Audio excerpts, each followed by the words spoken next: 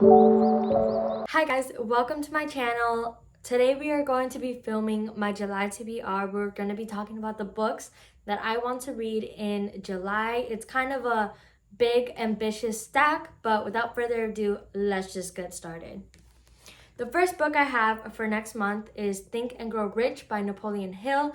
My dad actually recommended this book to me a month ago, I'm pretty sure. And this book is kind of like a self-help book type of thing. This book contains money-making secrets that can change your life. Think and Grow Rich, based on the author's famed law of success, represents the distilled wisdom of distinguished men of great wealth and achievement. Andrew Carnegie's magic formula for success was the direct inspiration for this book.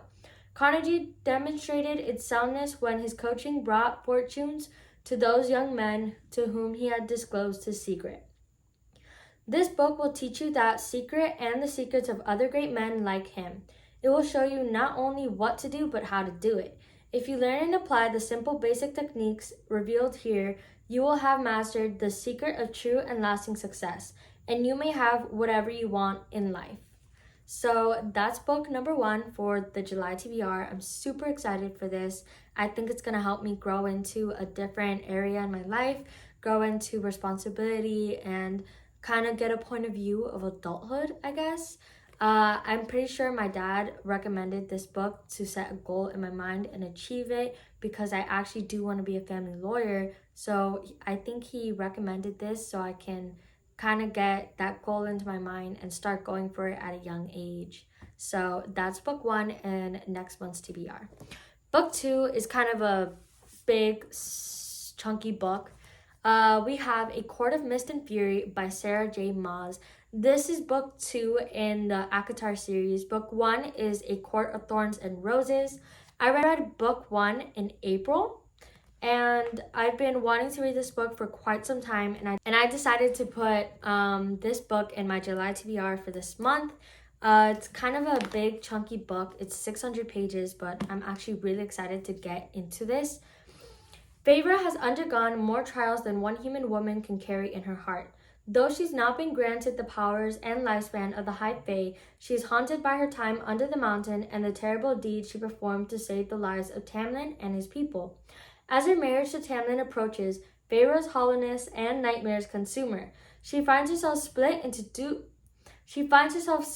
two different people, one who upholds her bargain with Rhysand, the High Lord of the Feared Night Court, and one who lives out her life in the Spring Court with Tamlin. While Feyre navigates a dark web of politics, passion, and dazzling power, a greater evil looms. She might just be the key to stopping it, but only if she can harness her harrowing gifts, heal her fractured soul, and decide how she wishes to shape her future, and the future of the world in turmoil. That sounds very action-packed, so I guess we just have to see where this goes, but I'm so excited for this. But let's just, see what goes on in this book in maybe one of my next YouTube videos. So the next book in my TBR is Yours Truly by Abby Jimenez. I definitely didn't know about this book until watching a YouTube video of a girl I follow on YouTube, and she was reading this for one of her YouTube vlogs, and the way she described this book, I was like, I need to buy it. So I was at Barnes the other day and I just picked it up and I was like, this is my chance. So this is about Dr. Brianna and Dr. Jacob Maddox. They're both doctors and it's a super cute read. It has a little bit of trauma and painful personal issues, but nonetheless, it's a super cute read for the summer. Dr. Brianna Ortiz's life is seriously flatlining. Her divorce is just about finalized, her brother's running out of time to find a kidney donor, and that promotion she wants, that's probably going to be the new man doctor who's already registering 87 on Brianna's pain in my butt scale. But just when all systems are set to hate, Dr. Jacob Maddox completely flips the game by sending Brianna a letter. And it's a really good letter, like the kind that proves Jacob isn't actually Satan. Worse, he might be this fantastically funny and subversively likable guy who's terrible at first impressions, because suddenly he and Bri are exchanging letters, sharing lunch dates in her sock closet, and discussing the merits of freakishly tiny horses. But when Jacob decides to give Brianna the best gift imaginable, a kidney for her brother, she wonders just how she can resist this quietly new doctor, especially when he calls in a favor she can't refuse. I'm all here for it. I really want to read this so bad. So next book is What Happens After Midnight. This is by K.L. Walter. If you're not familiar with K.L. Walter, she is the author of The Summer Broken Rules. I read The Summer Broken Rules August of last summer, and it was super good for me. I loved it. It was 5 stars. I remember reading it and just fell completely in love. This is another book I didn't know that was out or existed until the same YouTuber I was watching was reading it for one of her vlogs, and I didn't even know that K.L. Walter wrote another book. So I went to Barnes and picked it up and brought it home. So I'm going to read this one. So Lily Hopper has 2 more weeks until she's officially finished with boarding school. With graduation quickly approaching, Lily is worried that she somehow missed out on the fun of being in high school. So when she receives a mysterious note inviting her to join the anonymous senior class jester in executing the end-of-the-year prank, Lily sees her chance to put her goody-two-shoes reputation behind her. When Lily realizes the jester is none other than Target Swell, her ex-boyfriend, she's already in too deep to back out, and it's going to be a problem. Lily might have dumped Tag, but she still has major feelings. Plus, his brilliant plan to steal the school's yearbook's targets are none other than Lily's prom date, a senior class president, Daniel. As the group of pranksters hide cryptic clues across campus for Daniel to find, Lily and Tag find themselves in close quarters. As the exes dodge campus safety guards, night owl teachers, and troop of freshmen, and even Daniel himself, new sparks fly between them. Old hurts and painful secrets refuse to be ignored. And with graduation on the horizon, sometimes it takes letting go to realize that some bonds can't be broken. I want to read this so bad. I do feel like this is going to be a 5-star read that I'm looking for. I've been looking for a cute YA summer read for quite some time, and I think I found it. So I guess we just have to see if it's actually what I predict it could be and what it is. Next book is Legendary by Stephanie Garber. This is the second book in the Caraval trilogy.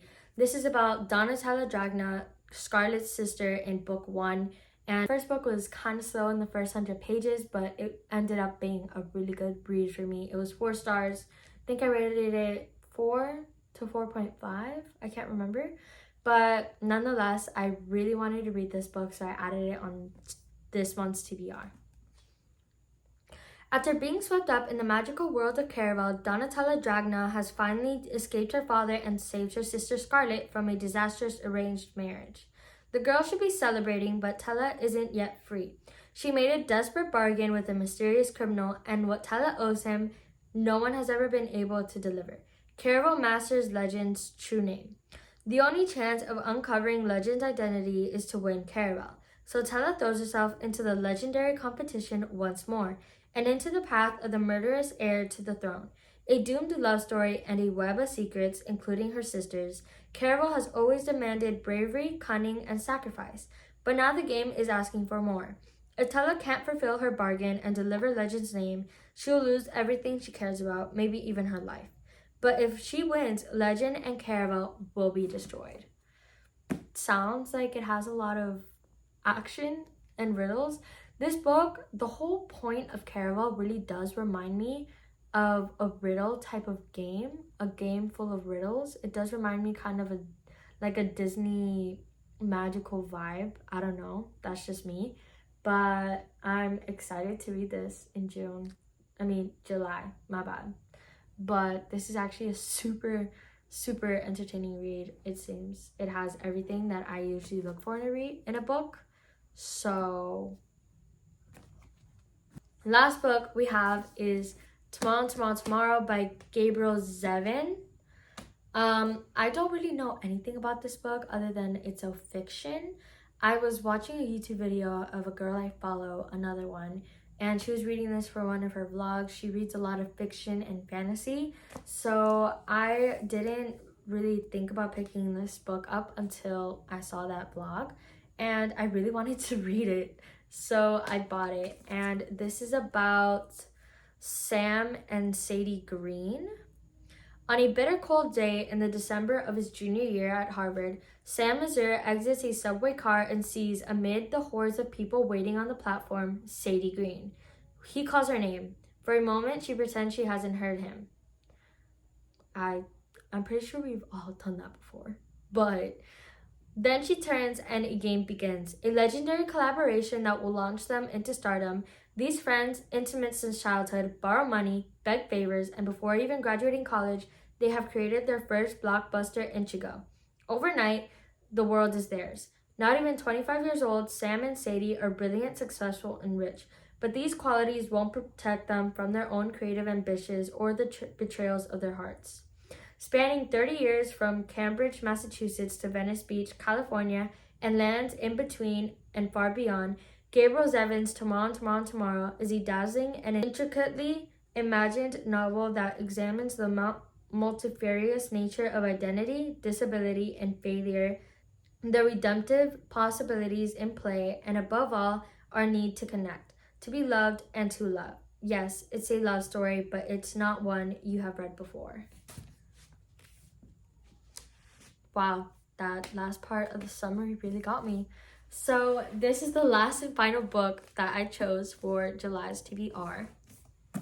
I think this month's TBR is actually very well chosen. I think I have a good variety of books this month, and it's kind of ambitious. I have 6 books total.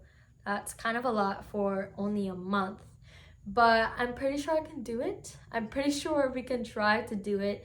But yeah, these are the books I chose for July's reading month. Thank you so much for clicking on this video. I really hope you guys enjoyed. If you guys did enjoy, please click the like and subscribe button and even the bell button down below. And please comment down below which book you guys think I should start off for this month. Thank you guys so much for watching. Stay tuned for more videos. I promise there will be so much more to come. And I hope you guys continue to have a great summer. Bye.